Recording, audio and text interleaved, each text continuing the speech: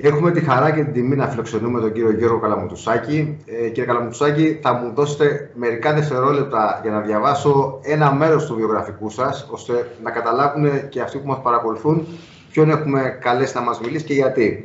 Είστε λοιπόν διδάκτορ φιλοσοφίας του Πανεπιστημίου της Νέας Υόρκης και τακτικός καθηγητής του Πανεπιστημίου της Νέας Υόρκης.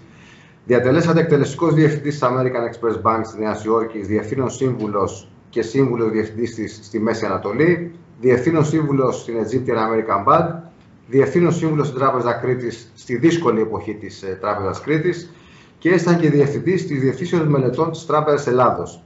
Σας παρουσίασα έτσι γιατί σας έχουμε προσκαλέσει να μας μιλήσετε και να μας φωτίσετε με τις γνώσεις σας για όλο αυτό που συζητάμε ότι μας περιμένει μετά την κρίση του κοροναϊού. Τις τελευταίες ημέρες και μετά τα μέτρα που ανακοίνωσε η κυβέρνηση, όλοι μας συζητάμε, έρχεται νέα οικονομική κρίση μετά τον κορονοϊό.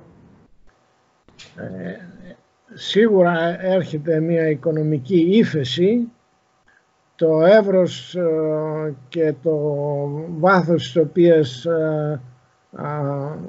αυτή τη στιγμή δεν είναι δυνατόν να προβλεφθεί, αλλά χωρίς όμως να περιμένουμε μια βαθιά κρίση, σίγουρα όχι αυτή που είδε η Ελλάδα για 6-7 χρόνια ή η κρίση χρηματοπιστωτική των διεθνών οικονομιών.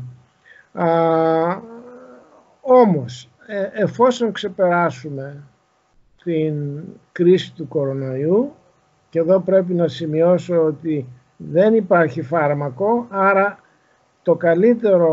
η καλύτερη άμυνα κατά του κορονοϊού είναι να μείνουμε σπίτι μας. Και δεν είναι αστείο ούτε πλάκα, διότι δεν το έχουμε πάρει όλοι μας υπεύθυνα και σοβαρά όπως πρέπει.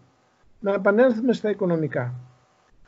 Είπαμε δεν ξέρουμε πώς θα διαρκέσει. Ελπίζω ότι σε 2 με 3 μήνες θα έχει περάσει η κρίση και στη χώρα μας ίσως κορυφωθεί στα μέσα ή στο τέλος Απριλίου. Η κατάσταση, εφόσον ξεπεραστεί η κρίση, η οικονομική κατάσταση δεν θα είναι εύκολη. Αλλά θα είναι όμως αντιμετωπίσιμη. Εδώ οι παρεμβάσεις νομισματικές δεν πλέον έχουν τη δυνατότητα να βοηθήσουν στο ξεπέρασμα της κρίσης.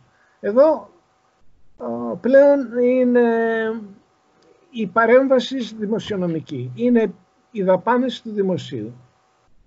Πρέπει οπωσδήποτε, και ήδη έχουν ληφθεί μέτρα, όχι μόνο εδώ και στις άλλες χώρες, να στηριχθεί ένα μεγάλο κομμάτι των εργαζομένων και των χαμηλών εισοδημάτων.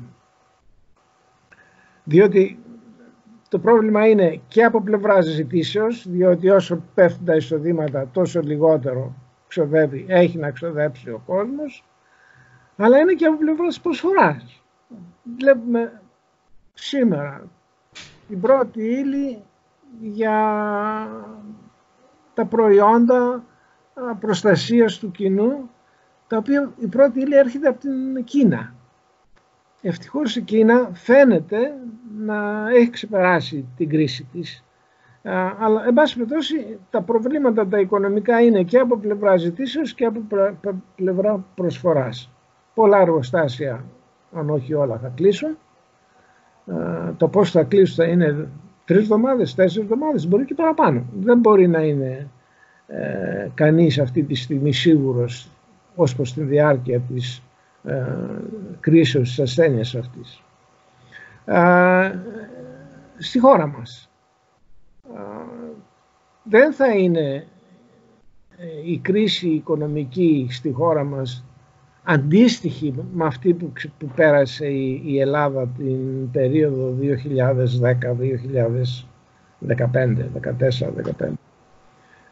αλλά θα είναι δύσκολη. Όμως η παρέμβαση η δημοσιονομική και μπορεί και θα βοηθήσει ουσιαστικά στο ξεπέρασμα της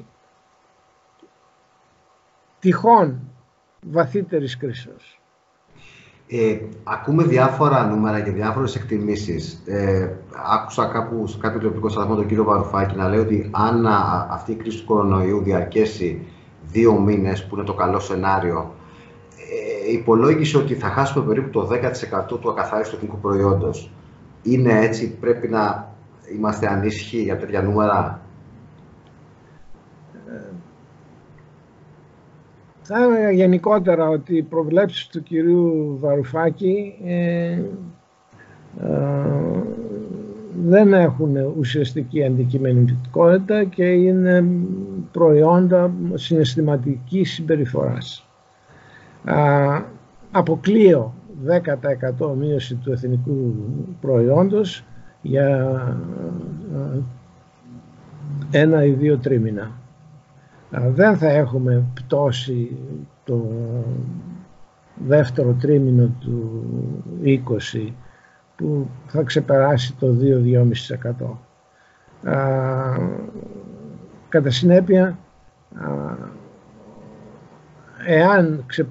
εφόσον ξεπεραστεί η κρίση και δεν διαρκέσει 5, 6, 7, 8 μήνες, τότε η πρόβλεψη αυτή δεν νομίζω ότι θα έχει ουσιαστικό αντίκρισμα. Αν βέβαια πάμε σε μια κρίση της τάξης των 6 μηνών ή των 8 μηνών διεθνώς, τότε όντως μπορεί να έχουμε για το 20 μία μείωση του εθνικού προϊόντος της τάξης του 5%. Όχι για 2 τρίμηνα.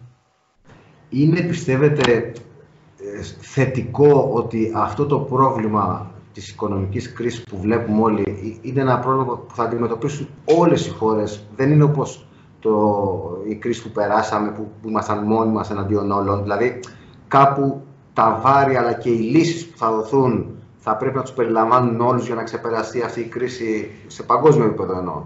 Σίγουρα. Τουλάχιστον για την Ευρωπαϊκή Ένωση και από ό,τι φαίνεται πρόσφατα και από τις αποφάσεις του Πρόεδρου των ΗΠΑ. Η δημοσιονομική παρέμβαση είναι ουσίας. Δηλαδή, αν στηρίξεις τα εισοδήματα των απολυμμένων εργατών και στηρίξεις και την επιχειρηματικότητα ως προς τις υποχρεώσεις των επιχειρήσεων, ο βαθμός μειώσεως της καταναλώσεως δεν θα είναι αντιμετωπίσιμος. Κατά συνέπεια, εμείς περάσαμε μια πολύ πιο δύσκολη περίοδο από τις άλλες χώρες και κυρίως από δικά μας λάθη. Δεν συμμερίζουμε ότι πάντα φταίνε οι ξένοι. Ίσως όταν παίζεις μπάλα μπορεί να δώσεις και μια κλωτσιά εκεί που δεν πρέπει. Κατά συνέπεια,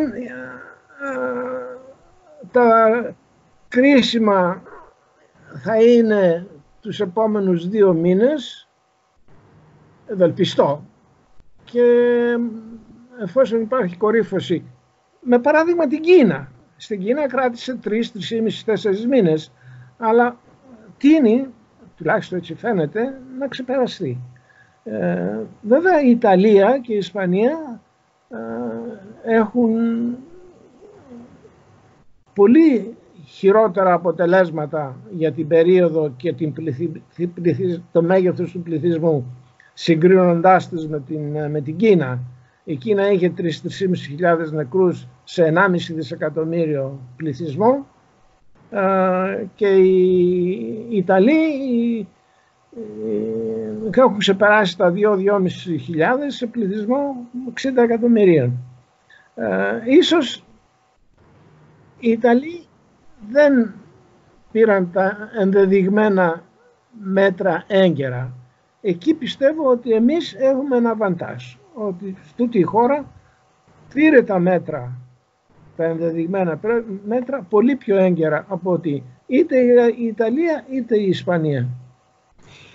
Επειδή ήσασταν για πάρα πολλά χρόνια και κατά κάποιο τρόπο παραμένετε κορυφαίος στο έργο του τραπεζικού συστήματος, γίνεται πολλή κουβέντα εδώ στην Ελλάδα, που όπως ξέρετε δεν συμπαθούμε πάρα πολύ τους τραπεζίτες. Συζήτηση τις τελευταίες μέρες και από κυβερνητικά στελέχη ότι θα πρέπει οι τράπεζες να δείξουν μια ευελιξία σε ό,τι αφορά τη χρηματοδότηση πλέον. Είναι σε θέση να το κάνουν οι ελληνικές τράπεζες? Μπορούν, και νομίζω είναι προς το συμφέρον τους και το έχουν ήδη αντιμετωπίσει. Ήδη έχουν προσφέρει διάφορα νομισματικά μέτρα, τα οποία είναι μέτρα ανακουφίσεως. Όσο μεγάλη ρευστότητα αν διαθέτουν, πρέπει κάποιος να τη ζητήσει. Εάν δεν τη ζητήσει, και που συμβαίνει αυτό ακόμα και σήμερα, τότε θα οδηγηθούμε αναπόφευκτα στην λεγόμενη liquidity trap, την παγίδα ρευστότητας, το δόκανο ρευστότητας, όπου θα έχουν χρήματα στη διάθεσή τους, αλλά κανείς δεν τα παίρνει. Έχει γίνει και συζήτηση στο παρελθόν και πρόσφατα για ένα δημοσιονομικό μέτρο, ίσως και νομισματικό, που αυτό που παιδιά λέγαμε θα βρέξει ο Θεός χρήματα και να τρέξουν να τα μαζεύουν, μπορεί να είναι μια πραγματικότητα. Δηλαδή δημοσιονομικό και νομισματικό μέτρο. Δηλαδή, πέραν των επιδομάτων που αποφασίζει κάθε κυβέρνηση και η δική μας να στηρίξει τον άνεργο, μπορούν να φτάσουν εκ των σημείων άμεσης ρευστότητας προς τα νοικοκυριά. Δηλαδή να πιστωθούν οι λογαριασμοί όλων των νοικοκυριών με ένα ποσό.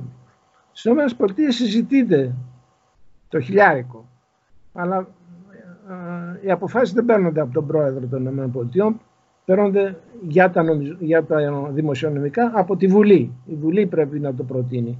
Δεν ξέρω αν θα γίνει. Εν πάση περιπτώσει, υπάρχει και αυτή η δυνατότητα. Βέβαια, πρέπει να έχουμε κατά νου ότι τίποτα δεν είναι τζάμπα. Ούτε ο αέρας που αναπνέουμε. Κατά συνέπεια, πρέπει να είμαστε προσεκτικοί. Διότι τα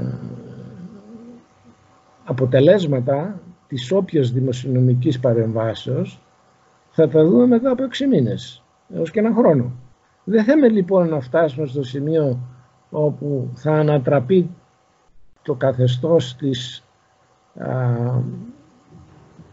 παγίδας ρευστότητας και πάμε στο άλλο. Δεν νομίζω θα συμβεί, δεν το προβλέπω, απλώς το αναφέρω.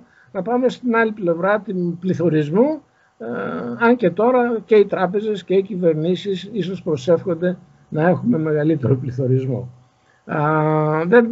Δεν νομίζω θα συμβεί. Απλώς πρέπει να το έχουμε υπόψη μας.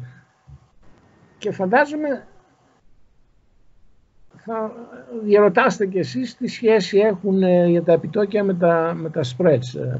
Ναι. Η κυρία Λαγκάρντ έκανε μια δήλωση ατυχή μάλλον. Ανέφερε ότι δεν την ενδιαφέρουν τα spreads. Μαθαίνει πλέον σαν τραπεζίτησα ότι και την ενδιαφέρουν και έχουν σημασία ως προς την δυνατότητα των επιχειρήσεων και των λαών γενικότερα να βγουν στις αγορές και να ζητήσουν χρήμα. Με όποιο επιτόκιο, όταν φόβος έχει κυριεύσει την αγορά, αυτός είναι ο χειρότερος εχθρός της οικονομικής εξελίξεως της κάθε χώρας. Μια και αναφέρατε την κυρία Λαγκάρντ, μέχρι στιγμής πώς βλέπετε την αντίδραση της Ευρώπης σε αυτή την κρίση που βρίσκεται ακόμα στην αρχή της? Εγώ πάντα πίστευα ότι στις δύσκολες στιγμές θα βοηθήσουν ενωτικά το ευρωπαϊκό σύνολο της Ευρωζώνης. Αποδεικνύεται ότι πιθανόν συμβαίνει. Συζητείται πέραν των μεγάλων δημοσιονομικών μέτρων που έχει λάβει η ίδια η Γερμανία, συζητείται και συζητείται με πρόταση της Ιταλικής κυβερνήσεως η έκδοση ευρωομολόγου. θυμάστε ότι η λέξη ευρωομόλογο ήταν ανάθεμα και για τον πρώτο κεντρικό τραπεζίτη τον Τρισέ και για τον Ντράγκη και σίγουρα και για την κυρία Λαγκάρντ, η οποία διαπιστώνει ότι οι τραπεζίτες δεν πρέπει να μιλάνε πολύ. Έχει ανοίξει μια συζήτηση, πολλές συζητήσεις έχουν ανοίξει με τον κορονοϊό και καλό είναι να γίνονται, ότι ιτήθηκαν κατά κράτος όσοι υποστήριζαν ότι τα πάντα μπορεί να τα κάνει ο ιδιωτικός τομέας. Και αφορμή για αυτή τη συζήτηση έδωσε η λειτουργία και η στήριξη που έχουμε από το δημόσιο σύστημα υγείας. Όλοι έχουμε στηρίξει τις ελπίδες μας στο να αντέξει το δημόσιο σύστημα υγείας. Εσείς που είστε ένας άνθρωπος ο οποίος, εντάξει, λογικά από τη θέση του τραπεζίτη ήσασταν με το μέρος, ας πούμε, του ιδιωτικού τομέα. Πώς τη βλέπετε αυτή την κουβέντα? Μου λες είναι λάθος. Λάθος. Καταρχήν ουδής και οι πιο ακραίοι δεν πιστεύουν ότι μπορεί ο ιδιωτικός τομέας να τα κάνει όλα. Αποκλείεται. Και εν πάση περιπτώσει, οι πλέον καπιταλιστικές χώρες και της Ευρώπης και των ΗΠΑ, Γερμανία, Γαλλία, να μην προσδιορίσω τον κύριο Τζόνσον, αλλά εν πάση περιπτώσει και τον κύριο Τζόνσον, θα είχα μια λέξη για αυτόν, είχαν την κρατική παρέμβαση σε τομείς της οικονομίας που δεν αμφισβήτησε ουδέποτε. Και ακόμα και ο Φον Χάγετ ανεφέρθη ότι είναι ορισμένα πράγματα που δεν μπορεί να τα κάνει και να θέλει δεν μπορεί να τα κάνει η ιδιωτική πρωτοβουλία. Και νομίζω εδώ να έρθουμε και στο περί νεοφιλελευθερισμού που είναι νεολογισμός. Είτε είσαι φιλελεύθερος, δεν υπάρχει νέο φιλελεύθερο. Η υγεία. Η Γερμανία έχει εθνικό σύστημα υγείας εδώ και 100 χρόνια. Και πέρασε η Γερμανία πολλά, να μην τα αναφέρω. Η Γαλλία το ίδιο. Η Αγγλία, ο υπαριθμόν έναν φιλελεύθερος λαός, υποτίθεται. Τα συστήματα υγείας ήταν υποχρέωση του κράτους. Δεν μπορεί να τα κάνει η ιδιωτική πρωτοβουλία. Μπορεί να συμβάλλει αναμφίβολα, διότι η συμβολή της ιδιωτικής οικονομίας στην υγεία θα βελτιώσει και τη συμπεριφορά των παρόχων της δημόσιας υγείας. Δηλαδή θα σου δίνουν πιο πολύ σημασία όταν δεν υπάρχει η κρίση για να πας να δεις τη γιά σου σε εισαγωγικά σε ένα δημόσιο νοσοκομείο. Βέβαια στο ιδιωτικό νοσοκομείο πληρώνεις σημαντικά ποσά για την ξενοδοχειακή υπηρεσία που σου υπηρεσία, σωστά. Εντάξει, εδώ στην Ελλάδα πάντα είμαστε των άκρων, ή το ένα ή το άλλο. Των υπερβολών. Να κλείσω, μας αρέσει πάρα πολύ η συνωμοσιολογία στην Ελλάδα, όχι μόνο στην Ελλάδα, παντού νομίζω έχει πέρασει η συνωμοσιολογία. Ένα από τα σενάρια που συζητάμε στις παρέες αυτές τις μέρες είναι ότι ίσως αυτή η κρίση να είναι μια αφορμή για να μηδενίσουν τα κοντέρ των χρεών των κρατών. Αυτό είναι το σενάριο που κυκλοφορεί. Και ότι τελικά το μάρμαρο θα το πληρώσει ο κόσμος. Εσείς που είστε ειδικός, πώς απαντάτε σε αυτά τα σενάρια? Δεν ξέρω τι εννοεί με το θα μηδενίσουν τα κοντέρ. Ούτε εγώ να σας πω την αλήθεια, έχω καταλάβει, αλλά σας μεταφέρω τι ακούγεται. Αν εννοούν το χρέος δεν σβήνει. Ο μόνος τρόπος να πληρώσει όλο το μάρμαρο ο κόσμος και ιδιαίτερα οι συνταξιούχοι και οι αποταμιευτές είναι για το πληθωρισμό και δεν το παίρνει χαμπάρι και κανένας.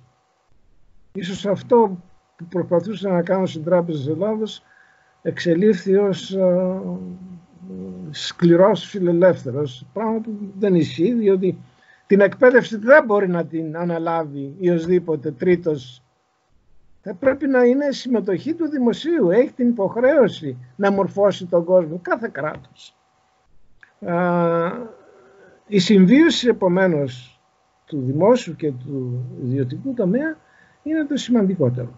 Το χρέος δεν μηδενίζεται και δεν είναι στο κοντέρ. Σας θυμίζω ότι μια υποχρέωση της χώρας μας του 1892, 93, 95, όπου έγινε διακοπή υποχρεώσεων το δεκαετία του 20-30, έθεσε τη χώρα εκτός αγορών για 50-60 χρόνια, 70 χρόνια. Μέχρι το 65 που έγινε η διαπραγμάτευση και πλήρωσε η χώρα το 10-15% του κεφαλαίου και των τόκων. Ξαναμπήκαμε στις αγορές. Εάν μας θα χαρίσουν όλα, αύριο το πρωί, ένας μαγικός τρόπος, ένας αισιόδοξος άνθρωπος, αλλά σε κόψουν από το να μπορείς να πας να δανειστείς και να ανοίξεις μια επιχείρηση ή να πάρεις ένα καταναλωτικό δάνειο ή να πάρεις ένα δάνειο για κατοικία, θα πεινάσουν όλοι. Έστω και αν τους είχαν χαρίσει όλο το χρέος. Το χρέος δεν είναι το πρόβλημα.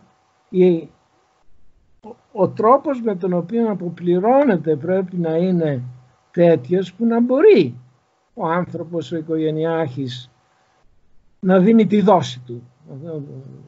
Εσύ είσαι πιο μικρός, αλλά δεκαετία του 50, εγώ ήμουν στο γυμνάσιο, θυμάμαι τις δόσεις. Έρχεται ο δοσάς. Αυτός ήταν ο τραπεζίτης.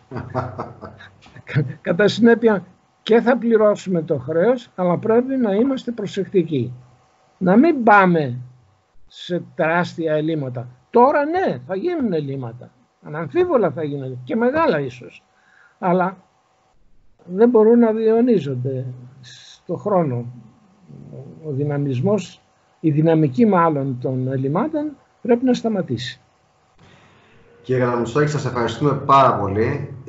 Ελπίζω ο κορονοϊός να μας επιτρέψει γρήγορα για να γίνει εκείνο το γεύμα που είχε προγραμματιστεί με τους δύο επίτιμους αρχηγούς γενικών επιτελείων. Δεν θα αποκαλύψουμε ποιους, θα το αποκαλύψουμε, θα το δημοσιεύσουμε αφού γίνει. Για να τους κάνετε λίγο φροντιστήριο. Πότε τους στέλνω και ένα μήνυμα χαιρετίσματα τους παλιούς φίλους. Να είστε καλά. Σας ευχαριστούμε πάρα πολύ. Πάρα πολύ, την τιμή που μου έκανες. Ευχαριστώ. Γεια σας.